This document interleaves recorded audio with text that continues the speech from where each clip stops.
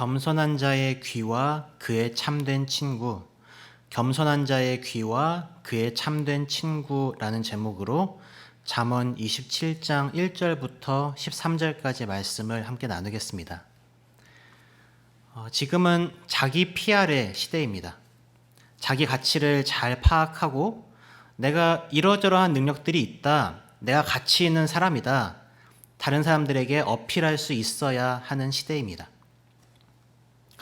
물론 자신의 강점을 잘 알고 그 강점을 잘 활용하는 것이 유익합니다. 그리고 우리가 사는 사회 자체가 상당히 경쟁적인 사회이죠. 그 속에서 살아가면서 여러 경쟁자들 중에서 자기 존재를 알리기 위해서는 자신의 강점을 어필해야 할 때도 있다고 생각합니다. 하지만 스스로의 강점을 아는 것과 교만한 것은 분명 차이가 있습니다. 자신의 강점을 파악하는 사람은 자신의 약점도 잘 알고 인정합니다. 그러나 교만한 사람은 자기 약점을 부정하거나 감추려 합니다. 누군가 단점을 지적할 때 스스로를 들여다볼 줄 아는 사람은 그 단점을 지적할 때 잘 새겨듣지만 스스로를 다른 사람들 위에 세우려고만 하는 사람은 감정이 상하고 듣기 싫어합니다.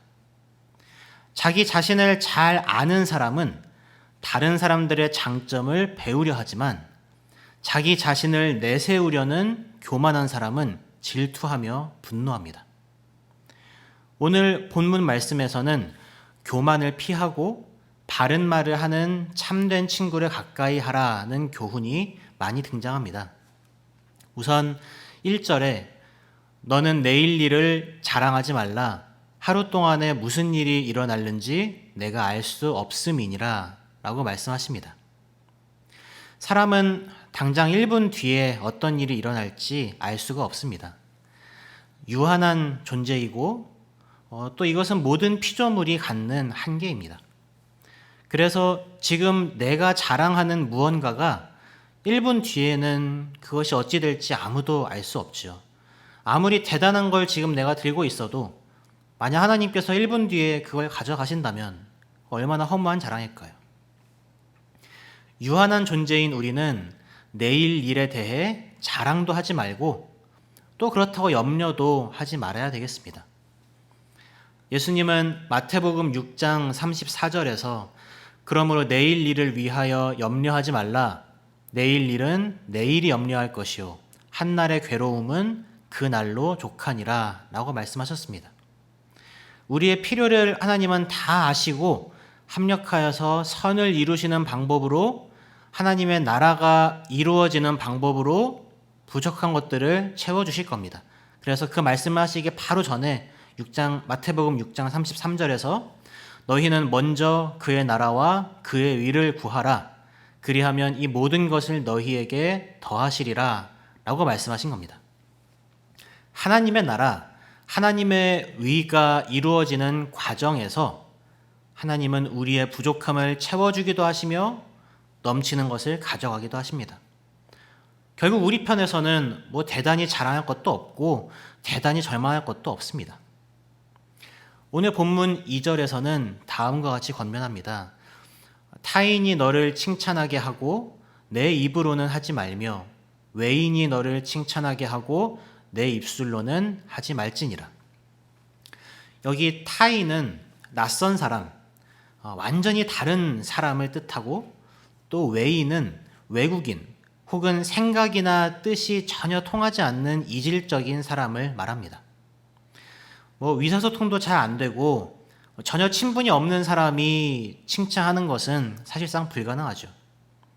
그들이 칭찬하게 하라는 말씀은 그만큼 칭찬받을 행위들을 하라는 의미로 보일 수도 있지만 그렇게 되면은 칭찬에 목말라 하는 모습이 되거든요. 그건 다시 말해서 자랑하고 싶어 하는 본능을 다른 사람들의 칭찬을 갈구하는 형태로 채우라는 얘기가 돼버립니다. 그래서 칭찬받을 행위를 해라 그런 해석보다는 오히려 남들에게 칭찬받을 생각을 그냥 하지 말아라 라는 뜻으로 이해하는 것이 더 적합해 보입니다. 2절에서도 1절의 메시지를 반복하는 거죠. 내 입으로 칭찬하지 말라, 자랑하지 말라, 겸손해라. 겸손하지 못한 사람의 특징과 또 겸손한 사람의 특징이 이어서 나타납니다. 3절과 4절에 돌은 무겁고 모래도 가볍지 아니하거니와 미련한 자의 분노는 이 둘보다 무거우니라. 부는 잔인하고 노는 창수 같거니와 투기 앞에야 누가 서리요. 3절에서 돌과 모래와 미련한 자의 분노가 모두 무겁다고 합니다. 특히 모래도 가볍지 아니하거니와 이 부분은 문자적으로 모래도 무겁다라는 말씀입니다. 돌도 무겁고 모래도 무겁습니다. 하지만 가장 무거운 것은 미련한 자의 분노입니다. 무겁다고 할 때에 이 단어 자체가 가진 함축하는 의미가 육체적인 어떤 무거움, 그것만의 물질적인 무거움만을 뜻하지 않습니다. 마찬가지 의미로 육체적인 피로만을 뜻하지 않고 부담, 걱정, 괴로움과 같은 정신적, 정서적 무게도 아주 무겁다는 뜻입니다. 미련한 자의 분노가 아주 무겁습니다. 그러면 이것이 어떤 분노인가 하면 4절에 분내는 것, 노하는 것, 그리고 투기를 말합니다. 분노하는 것이 마치 잔인하게 요동치는 홍수처럼 자신의 모든 것을 다 뒤집어 놓고 몸과 마음을 무겁게 가라앉힙니다. 그리고 투기, 즉 질투하는 마음으로 스스로를 더욱 힘들게 만듭니다. 이와 같이 겸손하지 못한 사람은 스스로가 누군가보다 더 위에 있어야 하기 때문에 다른 사람에게 더 쉽게 화를 내고 또 더 많이 질투를 합니다. 그러나 겸손한 사람은 다릅니다. 5절과 6절에 면책은 숨은 사랑보다 나으니라. 친구의 아픈 책망은 충직으로 말미암는 것이나 원수의 잦은 입맞춤은 거짓에서 난 것이니라. 겸손한 사람은 누군가가 자신의 잘못을 드러내놓고 꾸짖을 때, 면전에서 책망을 할 때 그것을 약으로 알고 잘 받아들입니다. 물론 쓰긴 하겠지요. 그러나 그러한 책망이 입에서는 쓸지 몰라도 삼켰을 때 속에서는 꿀처럼 달아지고 건강하게 만든다는 사실을 잘 압니다. 그래서 그는 친구의 아픈 책망을 귀하게 여기고 받아들입니다. 교만한 사람은 듣기 좋은 말을 아부를 많이 떠는 그런 사람을 좋아합니다. 하지만 아부를 많이 떠는 사람은 사실상 그의 친구가 아니라 원수입니다. 그 영혼을 해롭게 할 뿐입니다. 6절의 친구는 문자적으로 사랑하는 자입니다. 그리고 원수는 미워하는 자입니다. 겸손한 자의 귀는 그를 사랑하는 자의 책망으로 기울고 그의 영혼을 망치는 자의 달콤한 속삭임을 멀리합니다. 겸손한 자와 교만한 자의 대비가 7절에서도 이어집니다. 7절에 배부른 자는 꿀이라도 싫어하고 줄인 자에게는 쓴 것이라도 다니라. 자기 자신으로 가득 채워진 사람은 그의 영혼에 유익한 것을 더 받아들일 필요성을 느끼지 못합니다. 그래서 7절에서는 꿀이라도 싫어한다라고 하는데 여기 싫어한다는 말이 짓밟다, 밟아 뭉개버린다와 같은 의미로서 아주 하찮게 여긴다는 말입니다. 그러나 겸손한 사람, 자기 영혼을 유익한 것으로 많이 채워야 할 그 필요성을 느끼는 사람은 그것이 비록 씁쓸한 맛이 나더라도 책망을 달게 받아 먹습니다. 9절에 기름과 향이 사람의 마음을 즐겁게 하나니 친구의 충성된 권고가 이와 같이 아름다우니라. 이 말씀에서 아름다우니라는 문자적으로 달콤하다, 달다라는 의미입니다. 겸손한 자는 친구의 충성된 권고에 귀를 기울입니다. 그것이 써도 달게 받습니다. 영혼을 살리고 유익한 양약이기 때문에 비록 입에 써도 귀한 꿀과 같이 달게 받아 먹습니다. 겸손한 자는 이러한 친구를 가까이 합니다. 10절에 이 친구를 버리지 말라고 합니다. 뿐만 아니라 아버지의 친구도 이와 같이 귀하게 여기고 버리지 말라고 합니다. 왜냐하면 충심으로 책망할 줄 아는 참된 친구는 환난이 다가올 때 먼 형제보다도 그를 더욱 사랑하고 위하여 줄 것이기 때문입니다. 그런데 겸손에 대해서 생각할 때 우리가 잊지 말아야 할 사실이 있습니다. 우리가 겸손하다라고 할 때에 그것이 단순히 잘난 척하지 않고 내가 좀 부족한 걸 인정하고 사람들의 말에 귀를 기울이는 그 정도에 그치지 않는다는 것입니다. 참된 겸손은 하나님을 알고 하나님을 경외하는 것입니다. 창조주이시며 통치자이시며 구원자 되시는 하나님 앞에서 죄 많고 유한한 피조물로서 하나님을 경외하며 스스로를 낮추는 것입니다. 그리고 잠언 9장 10절 말씀에 여호와를 경외하는 것이 지혜의 근본이요 거룩하신 자를 아는 것이 명철이라고 했습니다.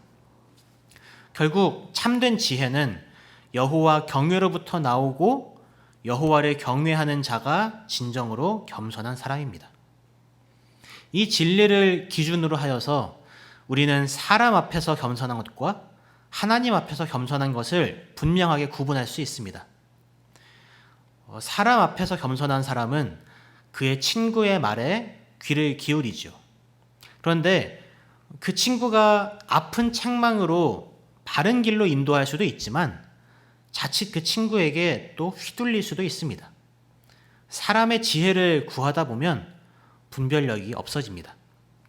반면에 하나님 앞에서 겸손한 사람은 하나님을 경외하며 하나님의 지혜를 구합니다.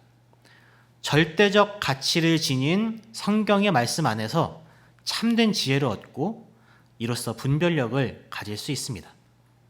그래서 11절에 지혜를 얻으라고 하며 12절에 재앙이 다가올 때 분별하여 숨어 피하라고 하시는 겁니다. 분별력이 있는 사람이라면 잠언에서 거듭 강조하는 타인을 위하여 보증서는 어리석음을 피할 수 있습니다. 말씀을 정리하겠습니다. 자기 PR을 잘 해야 하는 요즘 시대에 자칫 우리는 교만해지거나 혹은 박탈감에 빠질 수 있습니다. 누군가를 질투하고 박탈감을 느끼는 것은 교만의 또 다른 형태에 불과합니다. 왜냐하면 그러한 사람은 어느 한 부분에서 내가 어느 정도 수준까지는 올라가야 한다라는 기준을 이미 정해 놓은 것이기 때문입니다. 거기에는 하나님의 뜻이나 방향성은 아무 상관이 없습니다. 그냥 내가 채우고 싶은 그것에만 매달리고 그게 안 되면 좌절하는 거죠. 내가 기준이고 내가 신입니다. 참으로 하나님을 알고 경외하는 하나님의 자녀는 그러지 말아야 되겠습니다. 하나님께서 우리 각자에게 허락하신 선물들이 있습니다. 그 선물들이 가장 아름답게 꽃 피울 시기는 하나님의 주권 아래에 있습니다. 지금 그 꽃이 피지 않았다고 해서 너무 좌절할 필요도 없고 그 꽃이 내가 생각하는 내가 계속해서 추구하고 하나님한테 달라고 떼쓰는 그 꽃이 아닐 수도 있습니다. 우리는 겸손히 하나님께서 맡기신 오늘 하루에 최선을 다하면서 하나님께서 우리 각자에게 주신 은혜에 감사하면서 주를 따르면 되는 겁니다. 우리의 영혼을 살리는 친구의 책망을 꿀처럼 달게 받으며 또 믿음의 동역자를 가까이 하는 것입니다. 그렇게 할 때에 가장 아름다운 꽃이 하나님께서 우리 각자에게 허락하신 그 너무나도 귀하고 아름다운 그 꽃이 하나님의 때에 가장 아름답게 피어날 수 있을 것입니다.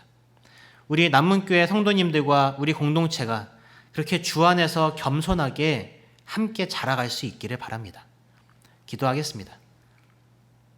하나님, 한 치 앞도 볼 수 없는 우리가 교만해지지 않고 하나님 앞에서 겸손하게 하소서.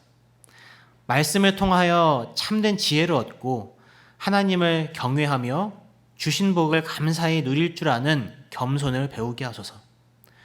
또한 우리 남문교회 공동체가 서로를 말씀으로 세워가게 하소서.